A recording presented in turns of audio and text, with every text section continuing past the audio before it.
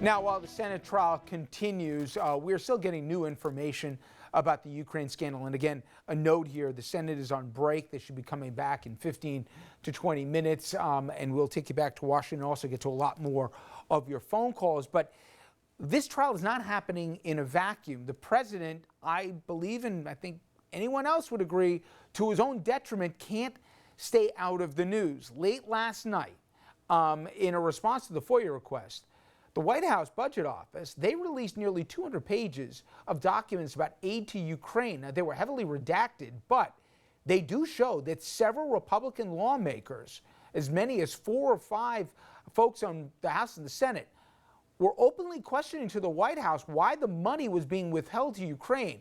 They also show confusion and dissension within Trump's own administration. And many Democrats are saying this yet another piece of proof here that there has to be more witnesses and documents to have a fully informed verdict here at the end of the day.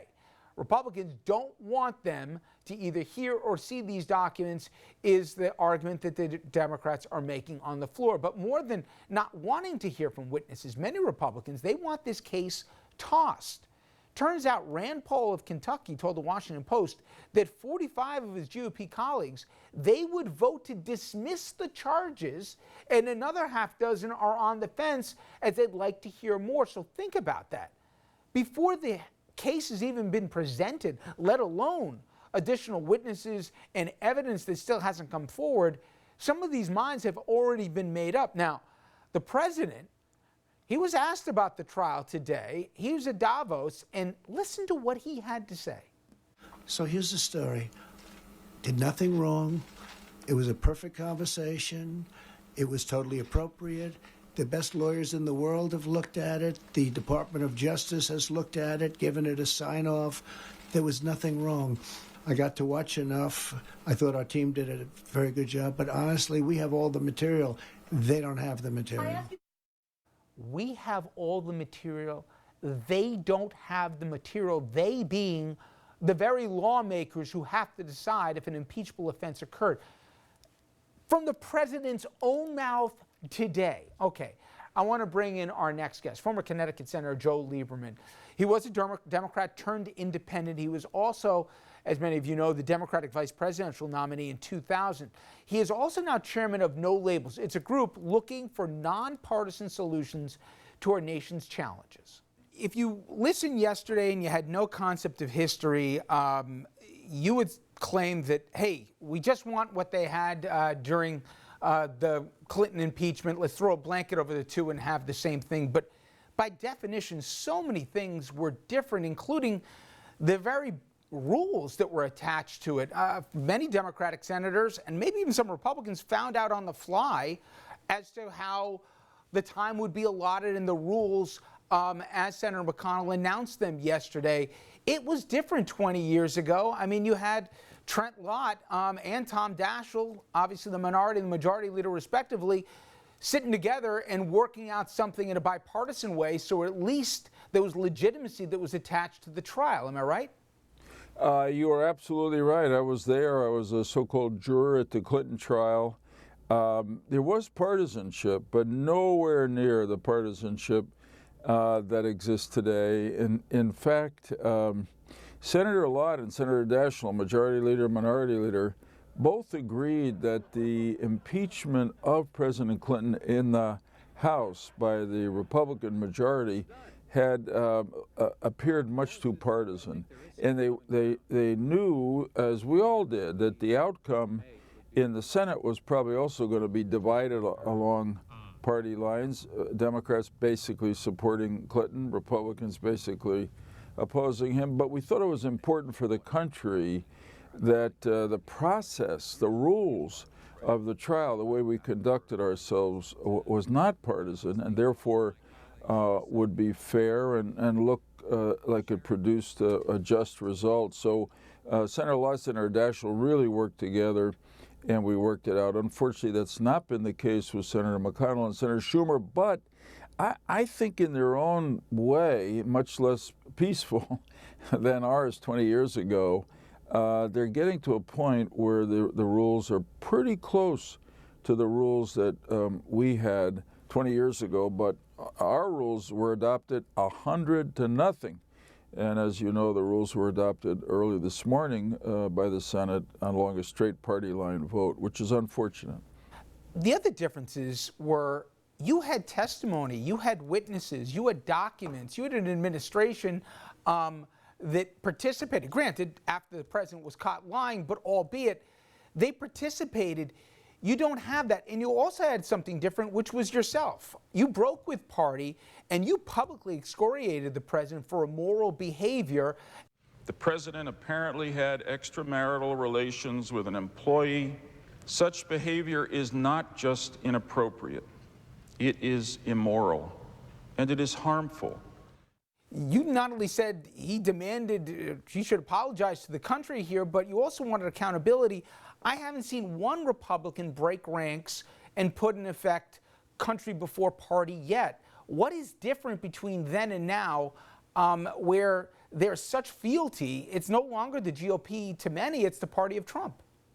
Yeah, no, I agree. I mean, and you know, there's still time, and I hope we'll see some Republican senators stand up independently. For instance, when they get to the critical vote on whether to hear witnesses and subpoena documents, it only takes 4 Republican senators to make that rule in the Senate when the vote comes up next week, as Senator McConnell has promised it would. And I just think for the credibility of the trial, if you don't have witnesses, how can you have a trial? Incidentally, 20 years ago, when we adopted the rules, we all agreed that we weren't ready to consider yet the question of witnesses.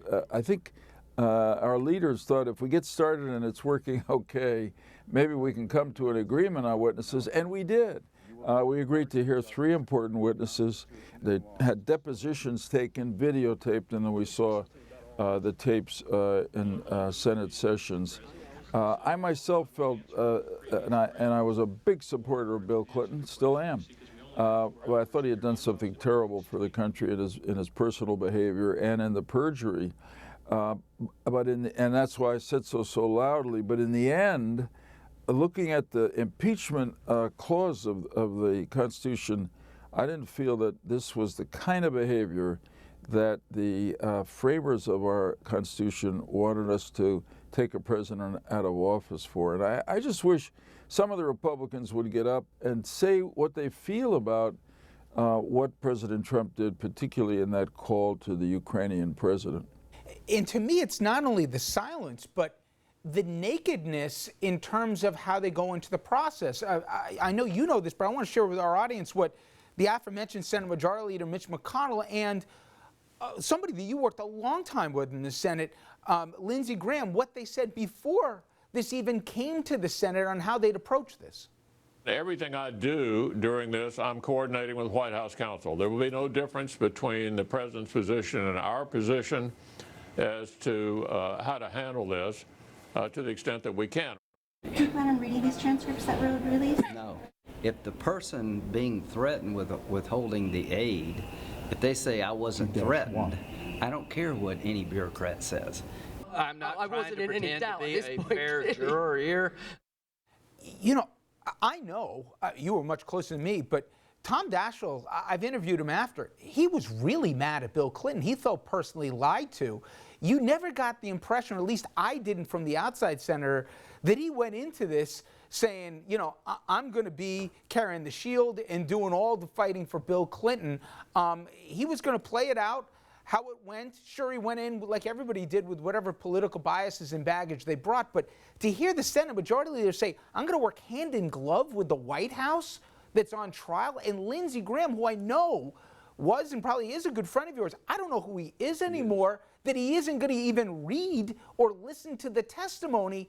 They're supposed to, that's their responsibility, to at least listen to all the facts before rendering a decision. They're one of 100. To say they don't care what happens doesn't give legitimacy to the project. Well, I agree. I wish Senator McConnell and Senator Graham, both of whom are friends, had not said that. Maybe now they feel differently. I hope so. And here's why I say so. I'll never forget though my mind was open when I went into the trial about what to do about President Clinton, when the Chief Justice, in that case Justice Rehnquist, came into the Senate, took an oath, and we got an oath ourselves, it was pretty clear that this was not just another normal day in the U.S. Senate. We were in an impeachment trial, a moment in history, and then each of us took this oath to do impartial justice, so help me God. And that's the only oath a senator ever takes besides the one taken at the beginning of the term when you're sworn in as a senator. So it shows how important, and those oaths, incidentally, are required by the Constitution. They're not a later idea by senators. So the framers of our Constitution really wanted senators to come to this responsibility to do impartial justice. They knew these trials were going to be political. You read Federalist Papers, Hamilton, others, they knew there'd be a natural tendency to be partisan, but they wanted to separate the senators from that partisanship for the sake of the country, not be too quick to take somebody out of office who was elected, but not hesitate to do that if they thought the well-being of the country required it. You know, you were, if I remember right, Senator, part of the Gang of Eight, the moderates across both party lines when you were in the Senate, and obviously you continued that out of office with now no labels. But to me, that's a coalition today that could drive this conversation. You take a few Democrats, I mean, obviously you have a vulnerable Jones in Alabama, you probably have Manchin in West Virginia, you have a bunch of Republicans that are either up for tough re-elections, plus also, I would say the institutionalists, the Burrs of the world, as well as maybe the Alexanders. They as a group could drive this, and it wouldn't be in the hands of McConnell or Schumer. They could decide the rules of the road in many ways because really, like you said, it's 4 or 6 people here that can control this process. I'm surprised that coalition, out of both self-interest and interest of really the legitimacy of this, haven't taken control, or do you think maybe behind the scenes they are? No, unfortunately, we haven't seen that yet, and actually that's the big goal for No Labels this year. We've got a bipartisan problem solvers caucus in the House, and they're really having an effect on what's happened, beginning with the rules of the House in which Nancy Pelosi, to get the support of the Democrats who were members of the problem solvers caucus and be elected Speaker, had to make some rules changes. We're really focused on the Senate to see if we can bring together a similar coalition, because you're absolutely right. It's 51 as a majority, 60 to break a filibuster. But very often, to get to 51 or 60, if you get 2, 3, 4, 6, 8 members of both parties who are centrist together, you can really decide what happens. I won't ask you to give names, but I know you've kept a lot of friendships on both sides of the aisle on the Hill. Do a lot of Republicans know and feel very uncomfortable either biting their lip or defending what this president has done specifically to the office of the presidency and the kind of bizarre conversations that we have to have right now where people have to go into contortions? I mean, just today at Davos, the president goes out and says, I have all the documents, and they're not going to get them, basically, the other side. I can only imagine if I'm a senator right now and I'm trying to basically avoid a camera in the hallways on the Hill because I don't want to have to apologize for the latest tweet, etc. How uncomfortable are Republicans, but they're kind of stuck given the political dynamics of today, that they have to go along to get along with Trump? Well, first let me say, picking up on what you said a question or two back, the Republican Party for now is Donald Trump's party. It's a remarkable change. It's very different from the Republican Party under President Bush, 41 or 43, or in another sense, President Reagan, going back a little further. But you made a really important distinction between what you might say are the policy or positions of President Trump and the tweets or personal statements he made. I think a lot of the policies have a fair amount of support among Republicans around the country, and including among friends of mine who are Republicans in both the House and Senate. But almost all of them are just, they're really uncomfortable with some of the dialogue from President Trump that's they feel is not necessary, and they feel he actually hurts himself by all that stuff, because on the basis of most of his policies, as far as they're concerned, he'd be a lot more popular today than he is were it not for those tweets. I thought it was funny the other day when Mayor Mike Bloomberg said, if he's elected president, no more tweets. Whoever would have imagined such a campaign promise? Whoever would have thought you'd have to say it out loud. Finally, allow me to be cynical and point out that it was the day after the Mueller report, after he was chagrined, that the very next day he made that phone call. So I'm not so sure the message is sinking in. Finally, I know we don't know the answer, but does your gut tell you that after the Republicans lay out their case and we have 16 hours of questions even without the witnesses, that there's going to be 4 Republicans who are going to say, I do want some witnesses here? Do you think at the end we're going to actually have a vote without any of the witnesses or any of these documents been requested actually produced? The real answer to your question is who knows? I mean, I don't know that the 4 or 5 Republicans who might vote to hear witnesses have really made up their minds. But there's a lot of public input on this, and I think it's a distinct possibility, just in fairness. Incidentally, that may not end it. Then they've got to decide who is called as a witness, and my guess is there'll be separate votes on all of them, and they'll come to another decision about John Bolton, as you've already heard, which is, does he testify in public, or is it in a closed, classified setting? Of course, these days in Washington, there's no such thing as classified once people in the room leave the room. But I'm hopeful, in the interest of the credibility of this process, that some witnesses will be heard. And I don't think it'll probably change the outcome. The odds are very strong that when this is all over, Donald Trump will still be our president. But the way we get to that conclusion, I think, will affect our future. And it's also going to be part of our history for the generations to come.